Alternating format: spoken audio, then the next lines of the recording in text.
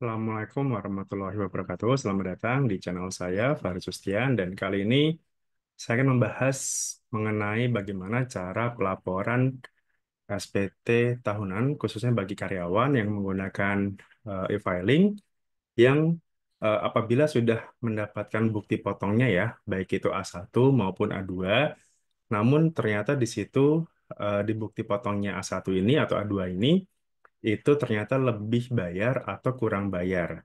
Nah, seperti apa pelaporannya dan bagaimana cara melaporkan SPT e-filing kita itu supaya tetap nihil. Nah, silakan disimak pembahasannya berikut ini.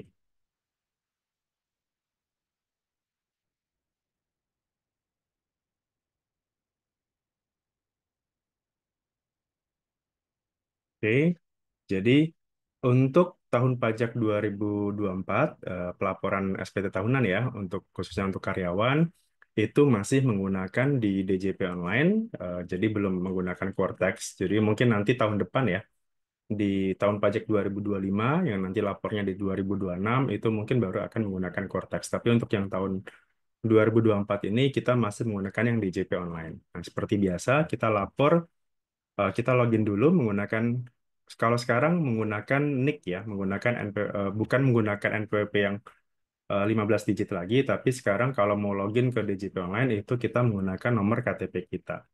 Kemudian ya silakan ketik kata sandinya seperti ini. Nah, kemudian di sini akan ada verifikasi ya, verifikasi melalui email atau melalui SMS. Nah, cuman kalau melalui SMS itu dia akan memotong pulsa. Jadi pastikan kita masih ada pulsa untuk apa namanya supaya dapat terkirim SMS-nya.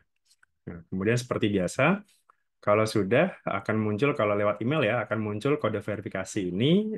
Silakan di di copy paste aja, kemudian masukkan ke yang ke tempat yang tadi ini ya, apa namanya verifikasinya. Oke. Nah, kalau sudah berhasil login ya ke DJP Online seperti biasa, kalau kita mau lapor SPT tahunan e-filing, jadi kita masuk ke menu lapor, kemudian kita masuk ke e-filing ya seperti biasa, pelaporan seperti biasa. Kemudian kita masuk ke buat SPT-nya. Di sini ada arsip, ada buat, draft, dan bantuan. Semuanya ini masih sama seperti tahun lalu bentuknya dan formulirnya juga masih sama. Nah, kemudian kalau ada kita mau buat SPT, kita masuk ke buat SPT, kemudian nanti akan ada paling tidak di sini ada 4 pertanyaan yang bisa kita jawab. Nah, kalau untuk statusnya seorang karyawan itu biasanya ya kita pilihnya yang tidak semuanya ya. Jadi ini menjalankan usaha atau pekerjaan bebas itu kita pilih tidak. Kemudian apakah Anda seorang suami istri menjalankan kewajiban secara terpisah, MT atau pisah harta. Nah, ini memang em, apa ya agak beresiko ya, maksudnya ketika dia menjalankan pisah harta atau memilih terpisah karena secara aturan itu penghasilannya harus digabung dulu ke suami istri ini, baru nanti akan di-split lagi ke masing-masing gitu. Pembahasannya sudah pernah saya jelaskan ya di video-video sebelumnya.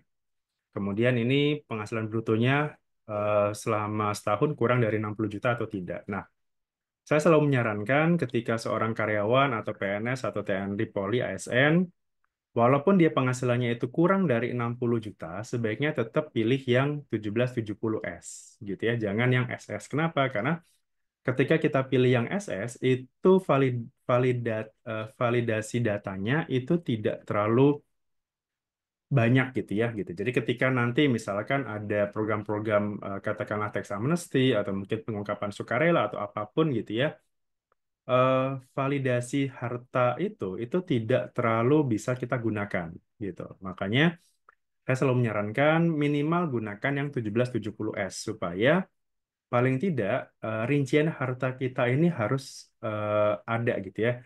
Itu harus ada isinya. Kenapa? Karena nanti ketika ada program-program apapun, tax amnesty atau apapun, itu bisa apa ya? Bisa kita pertanggungjawabkan seperti itu. Nah, kemudian yang ini ada 3 pilihan, formulir, panduan, atau upload SPT. Nah, saya selalu menyarankan bagi yang pertama kali mengisi SPT, silakan gunakan panduan.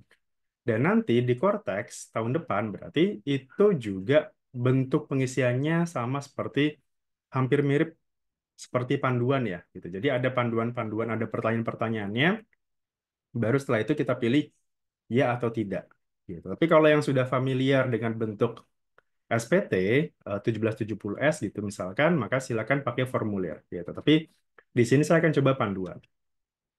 Nah, kemudian seperti biasa pilih tahun pajaknya ya 2024 gitu misalkan. Kemudian katakanlah kalau bagi pertama kalinya kita pilih normal. Kalau yang sebelumnya sudah pernah lapor, kemudian kita mau perbarui atau perbaiki, kita klik pembetulan di sini, kemudian pembetulannya otomatis nanti akan berubah angkanya menjadi 1, 2, dan seterusnya ya. Kalau dia ada pembetulan beberapa kali.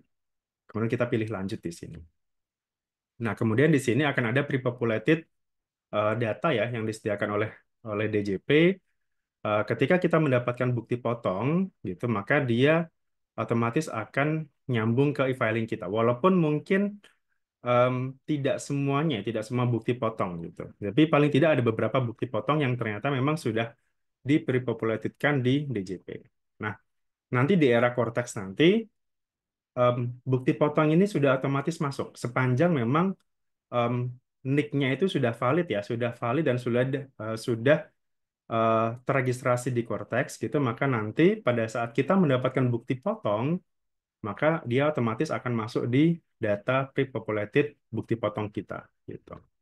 Nah, kalau di sini seperti ini kita pilih ya saja ya, misalkan ya atau tidak juga nggak masalah.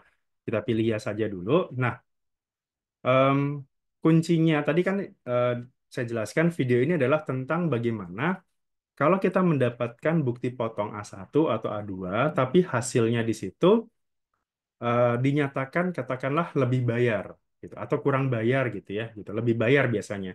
Nah, kalau ternyata lebih bayar, pelaporan SPT-nya seperti apa? Apakah tetap harus lebih bayar ataukah bisa dilaporkan secara nihil? Nah, eh, critical point-nya video ini ada di sini. Nah, jadi pada saat kita membuat daftar bukti potong di sini. Jadi langkah kedua ya dari 18 ini, walaupun nanti sebenarnya dari 18 langkah ini banyak yang kita bisa skip ya, bisa kita pilih tidak di sini. Nah, pada saat kita buat daftar pemotongan ini yang dipungut atau dipotong oleh pihak lain, kita pilih tambah di sini. Nah, kuncinya ada di sini. Jadi pada saat kita buat bukti potong, kalau misalkan A1, itu di sini kita pilihnya PPh pasal 21 ya. Jadi di sini kita pilihnya PPh pasal 21, kemudian NPWP NIK atau NITKU pemotong itu masukkan yang dari sini, masukkannya. Kemudian nama pemotongnya itu dia otomatis akan muncul. Jadi ketika kita input di sini nomor angkanya, maka dia otomatis akan muncul di bawah ini. Kemudian nomor bukti potong itu yang ada di sini, nomor bukti potongnya. Kemudian tanggal bukti potong itu nanti di bawahnya. Jadi eh, nomor ini dan ini itu kita isi dari sini ya, NPWP dan nomor bukti potongnya. Nah, kemudian, nah ini yang paling penting dari video ini, nomor bukti potong itu tadi ya di slide sebelumnya. Nah, ini tanggal bukti potong itu dari sini, tanggal bukti potongnya kira-kira tanggal berapa. Nah, jumlah PPh yang dipotong atau dipungut, nah ini yang paling penting. Di A1 itu kan dia ada nomor 21, 22, dan 23. Nah, ini kita ambil contoh ya. A1-nya ini dia lebih bayar. Kenapa? Karena posisinya PPh terutangnya itu hanya sebesar 47.000 sekian, sementara yang telah dipotong dari Januari sampai November itu sebesar 218.000. Ini bisa jadi katakanlah em, misalkan di bulan-bulan tertentu si karyawan ini dia terima THR, bonus dan sebagainya yang menyebabkan di bulan itu pajaknya lebih tinggi dibandingkan bulan-bulan lainnya gitu.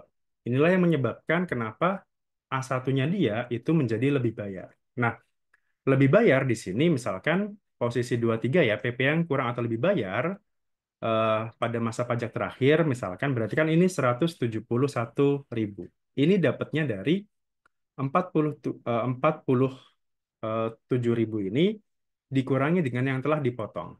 Nah, karena dia kelebihan potong sebesar 171.000 ini, nah di aturannya sendiri, di aturan mengenai PPh pasal 21 ya, di PMK-nya sendiri, itu disebutkan bahwa ketika ada kelebihan potong dan itu bukan gross up gitu ya, jadi artinya gross, PPh-nya itu ditanggung oleh karyawan, maka si perusahaan wajib mengembalikan dulu uangnya. Jadi sebenarnya ketika bukti potongnya ini diberikan ke karyawan, A1-nya ini diberikan ke karyawan, ternyata hasilnya lebih bayar, maka perusahaan harus ngasih duit gitu ya, harus ngasih tambahan penghasilan di sini yang nilainya adalah sebesar lebih bayar ini.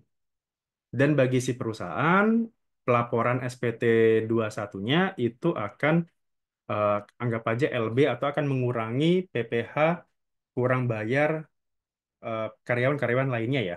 Ini kalau dari sisi perusahaan saya sudah pernah membuatkan videonya bagaimana kalau misalkan ternyata dia eh, SPT 21-nya LB gitu ya. Nah, kalau di sini kita bicara dari sisi karyawan, kita dari sisi yang dipotongnya. Maka ketika dia lebih bayar sebesar ini 171 ribu, maka si perusahaan harus mengembalikan uangnya ini 171 yang membuat bukti potong yang ada di e-filing karyawan itu harus diisi sesuai dengan nomor 21. Jadi di bukti potong itu jangan isi nomor 22 dan juga nomor 23, tapi isilah yang nomor 21. Ini kuncinya di sini. Jadi ini diisi dengan nomor 21 gitu. Kuncinya ada di sini. Nah, ini kalau yang A1. Kalau yang A2 gimana?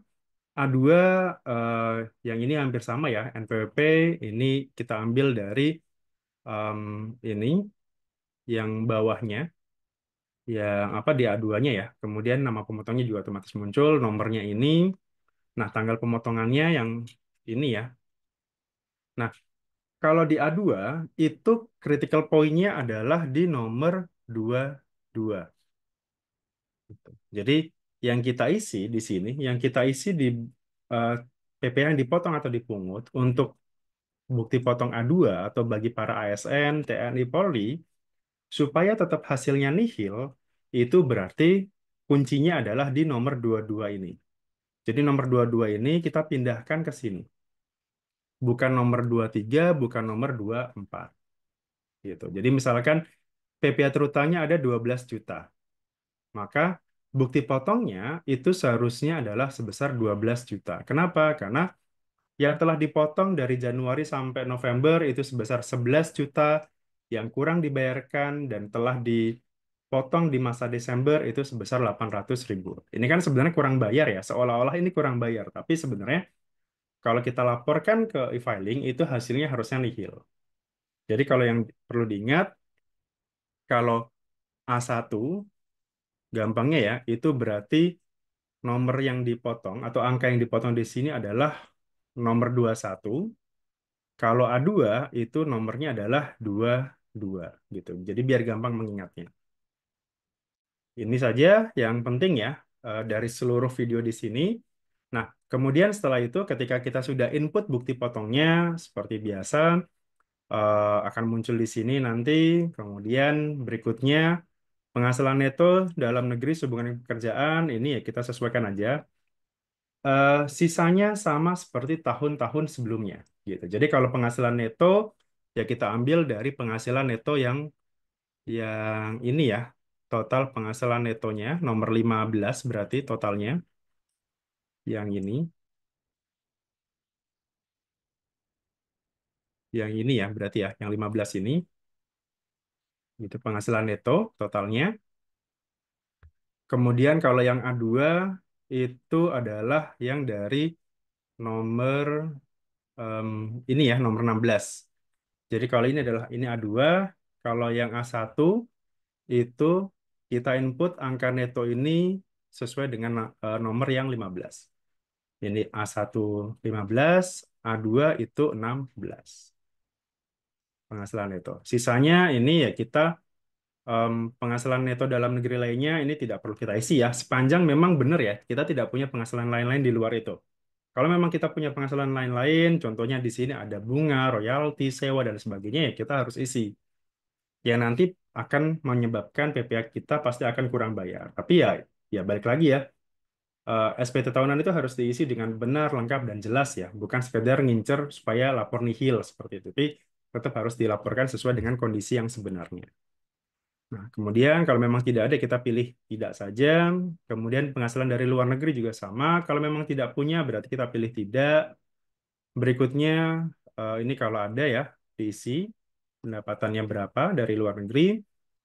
Kemudian ada juga penghasilan yang tidak termasuk objek pajak. Ini kalau kita pilih ya, silakan dipilih mana yang kira-kira kita punya gitu ya. Contoh kalau sekarang itu ada dividen, dividen yang apa dikecualikan dari objek pajak ya sepanjang dividen itu kita investasikan. Jadi misalkan kita kita eh, beli saham gitu, kemudian katakanlah kemarin BRI atau BCA segala macam itu bagi-bagi dividen. Nah, atas dividen itu silakan dimasukkan ke sini ya. Em, Penghasilan masuknya ke di sini nggak ada. Oke, masuknya ke sini juga bisa ya. Ke nomor C bisa atau ya oke, lebih masuk ke sini nomor C. Jadi saham dividen ya, dividen masuk ke sini. Kalau ada warisan, silakan masukkan ke sini. Dan ini bukan objek pajak ya, artinya ya berapapun nilainya ya nggak akan dikenakan pajak. Gitu. Kemudian yang kalau misalkan kita pilih tidak ya berarti kita tinggal klik selanjutnya aja. Berikutnya ini yang bersifat final, penghasilan-penghasilan bersifat final kita tinggal tambah saja. Macam-macamnya ada banyak di sini yang bersifat final, ada pengalihan tanah dan bangunan, sewa, dan seterusnya. Termasuk juga penjualan saham di bursa efek ya. Biasanya dipotong langsung 0,1% biasanya dari sekuritasnya. Kemudian ini juga penghasilan istri dari satu pemberi kerja. Ini kalau misalkan kejadiannya adalah em, kita pilih ini ketika misalkan gini, eh, suami istri sama-sama PNS misalkan. Kemudian atau sama-sama pegawai swasta gitu ya. Kemudian penghasilannya sorry, NPWP-nya gabung. NPWP-nya gabung, kemudian suami kerja di PT A, istri di PT B misalkan. Yang ini tidak ada hubungan sama sekali. Maka bukti potong atau penghasilan dari istri itu bisa kita masukkan di sini. Penghasilan istri dari satu pemberi kerja. Artinya eh, penghasilannya tidak perlu digabung dengan suaminya, tapi cukup dilaporkan saja di SPT suaminya sebagai penghasilan yang bersifat final. Jadi tidak masuk sebagai gabungan penghasilan, tapi cukup disisihkan saja di yang bersifat final tadi. Gitu. Itu tapi dengan catatan tadi ya, dengan catatan pertama adalah NPWP-nya gabung dan penghasilan istri ini dari satu pembekerja yang tidak berhubungan dengan kegiatan usaha suaminya. Kayak tadi ya, misalkan antara perusahaan A dan B ini tidak ada hubungan sama sekali ya, konsep ini bisa dipakai. Kemudian harta, nah ini harta sendiri wajib diisi ya, minimal ada satu item yang wajib diisi. Ya katakanlah uang tunai, tabungan, dan segala macamnya itu harus diisi ya. Tinggal kalau tahun lalu sudah lapor, tinggal kita tambahkan saja di sini harta pada tahun lalu. Kemudian kalau mau menambahkan harta, kita klik tambah. Gitu. Pastikan harta ini kita tahu apa ya fluktuasinya ya. Maksudnya kalau memang dijual ya udah dijual gitu. Tapi kalau tiba-tiba misalkan tahun lalu nggak ada, kemudian katakanlah tahun lalu hartanya 500 juta. Kemudian tahun ini naik jadi 1 miliar. Sementara penghasilan kita cuma 100 juta. Nah, pasti nanti dari DJP akan menyoroti itu. Kira-kira kenapa kok tiba-tiba dalam 1 tahun ada penambahan harta sebesar 500 juta? Sementara penghasilan Anda cuma 100 juta di situ. Ada selisih yang harus diklarifikasi gitu. Atas penghasilan kenaikan ini itu harus diklarifikasi sumber penghasilannya dari mana gitu. Itu biasanya yang akan terjadi eh, ketika kita lapor harta tapi tidak apa ya tidak konsisten gitu ya seperti itu. Oke, ini kode hartanya, nama harta dan sebagainya ada macam-macam di sini. Silakan dipilih saja sesuai dengan harta yang kita miliki ya gitu. Jadi kalau misalkan memang hartanya itu masih milik orang lain, karena misalkan gini, katakanlah kita punya deposito, tapi deposito ini atas atas kepemilikan 3 orang misalkan, gitu. Atas katakanlah punya saudara-saudara kita gitu, tapi nitip uang di kita gitu. Nah, sebaiknya ya sesuaikan dengan penghasilan yang kita miliki saja gitu ya. Maksudnya sebenarnya bagian kita ini sebenarnya berapa gitu. Karena kalau kita pilih seluruhnya, maka kan seolah-olah itu juga pendapatan kita gitu. Nah, nanti pasti akan dibandingkan pendapatan di deposito ini, harta di deposito ini dibandingkan pendapatan kita, penghasilan kita itu kira-kira match atau tidak gitu. Makanya kalau memang kayak kayak harta titipan apa segala macam itu disesuaikan aja kira-kira proporsi punya kita sendiri berapa gitu. Jadi eh, jangan asal menulis nilai harta ya, karena ini yang paling penting nanti gitu. Ketika ada temuan segala macamnya itu pasti akan jadi sorotan dan kita akan susah untuk em, apa ya, untuk membantahnya ketika kita tidak punya bukti-bukti, misalkan tidak ada surat menyurat, bukti transfer segala macam, maka DJP berhak untuk menentukan bahwa ini loh penghasilan yang belum dilaporkan seperti itu. Itu yang critical point masalah harta. Kemudian kalau sudah lanjut ke utang, utang juga sama ya. Kalau tahun lalu ada utang masuk ke sini, kemudian kalau misalkan mau menambahkan utang, kita bisa tambahkan di sini. Posisi utang adalah posisi di akhir tahun ya, saldo akhir tahun, saldo hutang kita masih sisa berapa? Itu yang harus kita tulis. Kemudian ini kalau mau tulis baru, ada kode utang, ada nama pinjaman, alamat, dan sebagainya, tahun peminjaman, dan jumlahnya. Jumlahnya ini adalah jumlah saldo akhir ya, gitu. Saldo per 31 Desember. Kemudian tanggungan ini tinggal kita boleh masukkan ke sini. Kalau nggak ada tanggungan, kita bisa skip aja. Nah, kemudian ini zakat. Nah, zakat ini ini baru ya, elemen baru di bukti potong. Sepanjang zakat itu memang disalurkan ke lembaga resmi, maka boleh jadi potongan. Nah, kita balik lagi ya. Kalau di A1, kalau dia ada potongan zakatnya, itu berarti kita masukkan di nomor 11 ini. Ini A1 ya, nomor 11. Kebetulan ini nggak ada. Kemudian kalau A2, itu dia di nomor 12. Gitu. Jadi kalau A1 tadi adalah 11, A2 nomor 12. Gitu. Tapi kebetulan ini nol ya, jadi nggak ada masalah. Tetap nolkan saja. Nah, kemudian PTKP sesuaikan juga ya. Di sini katakanlah PTKP-nya adalah K2, ya berarti pilih kawin dengan dua tanggungan di sini. Gitu. Itu kalau A1 ya. Kalau A2-nya ya tinggal kita sesuaikan aja di sini statusnya adalah TK0, maka kita pilih di sini tidak kawin, statusnya adalah di sini tanggungannya adalah 0. Jadi samakan atau sesuaikan dengan PTKP yang ada di bukti potong. Kenapa? Karena kalau misalkan ternyata beda, katakanlah di bukti potongnya di sini K2, di sini kita tulisnya K3 gitu ya, kawin dengan tiga tanggungan. Maka nanti akan mempengaruhi hasil perhitungan PPh kita yang tidak akan sama dengan bukti potong. Gitu. Jadi untuk PTKP sendiri sebaiknya pastikan sama dengan bukti potong. Ini kredit pasal 24, ini kita pilih tidak saja kalau memang tidak ada ya. Tadi ya penghasilan dari luar negeri. Angsuran pasal 25 kalau karyawan biasanya jarang ya yang ada angsuran pasal 25-nya, kecuali kalau dia punya usaha juga, eh, freelance juga misalkan, maka dia boleh mengangsur pasal 25. Tapi kalau karyawan murni, ini biasanya tidak perlu bayar PPh pasal 25, angsuran pasal 25-nya.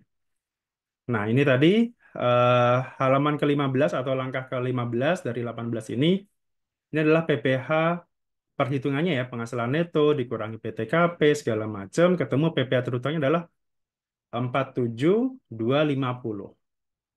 Dan ini tadi hasilnya sama ya, harusnya dia nihil.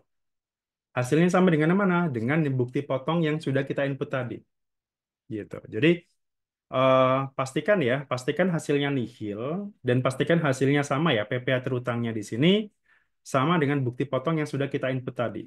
Gitu. Jadi tadi ya kuncinya kalau A1 itu nomor 21, kalau A2 itu nomor 22. Supaya apa?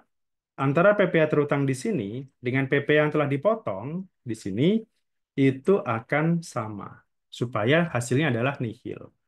Kalau dia ada selisih, ada beda, kayak tadi ya, misalkan ini kita inputnya nggak nomor 21, tapi nomor 22 misalkan. Kemudian ini kita inputnya nomor 23. Pasti nanti hasilnya akan menyebabkan bisa kurang bayar, bisa lebih bayar gitu. Pastikan di sini nihil ya. Kalau tadi dengan catatan tadi ya, PPh yang kurang atau lebih bayar di masa Desember itu sudah disetorkan oleh perusahaan atau sudah dikembalikan oleh perusahaan ke karyawannya gitu. Jadi memang pastikan sudah tidak ada urusan lagi dengan kantor pajak gitu ya, dengan DJP, berarti pelaporan SPT kita bisa kita nihilkan gitu. Kalau sudah nihil seperti ini, tinggal kita selanjutnya aja. eh, Tidak ada yang proses lebih atau kurang bayarnya. Kemudian kita setuju aja, agree di sini ya, kita centang. Kemudian kita selanjutnya.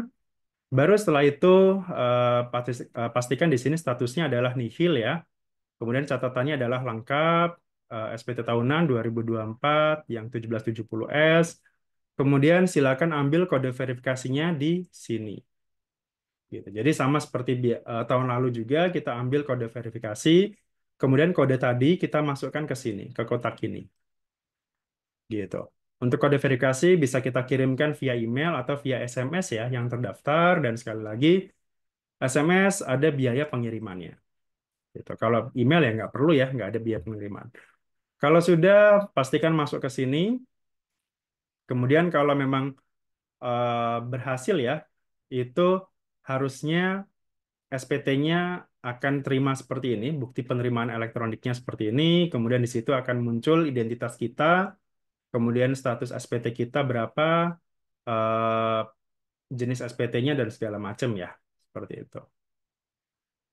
Oke, itu mungkin terkait dengan tutorial ya, bagaimana cara lapor e-filing bagi Anda karyawan swasta ataupun ASN yang sudah mendapatkan A1 ataupun A2, tapi di situ masih bingung, ini lapornya gimana ya? Kok hasil hasil bukti potong saya kok lebih bayar, kok kurang bayar? Cara lapor SPT-nya gimana? Karena memang bukti potong A1 A2 dibandingkan tahun lalu itu memang formatnya agak sedikit berbeda gitu. Kenapa? Karena terkait dengan penghitungan PPh pasal 21 yang menggunakan TER ya, yang membuat itu hasilnya jadi beda gitu. Tapi critical point-nya tadi ya, pastikan di bukti potong A1 kita masukkan di daftar bukti potong tadi nomor 21, kalau A2 itu di nomor 22. Kemudian sisanya itu samakan angkanya di bukti potong gitu. Intinya ikutin aja alur yang tadi, alur yang sudah saya jelaskan tadi, insya Allah di situ hasilnya harusnya nihil. Oke, itu saja dari saya. Terima kasih atas waktunya. Kita jumpa lagi di video berikutnya. Assalamualaikum warahmatullahi wabarakatuh.